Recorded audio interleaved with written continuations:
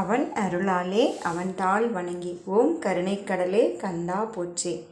கந்தர் அனுபூதி 3ங்க. வானோ புனல்வார் கனல் மாருதமோ ஞானோ தயமோ நவில் நான்மறையோ யானோ மனமோ என ஆண்ட இடம் தானோ பொருளாவது சண்முகனே.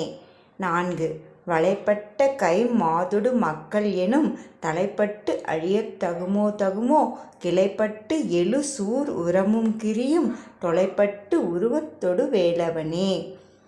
இந்த அனுபூதி அவ்வளோ சீக்கிரம் யாராலையும் கந்தர் அனுபூதி, கந்தர் அலங்காரம், வேல்மாறல் இதெல்லாம் அவ்வளோ சீக்கிரம் படிக்க முடியாதுங்க. இப்போ நான் படிக்கிற இந்த ஒரு நிமிஷமாவது நீங்களும் படித்து பார்ப்பீங்க இல்லைங்களா? அந்த ஒரு நிமிஷம் நம்மளுடைய கர்மா கம்மியாகுங்க.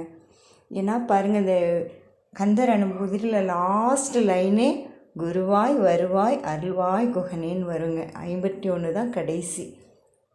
அந்த ஒன்றில் அவ்வளோ அர்த்தம் இருக்குது.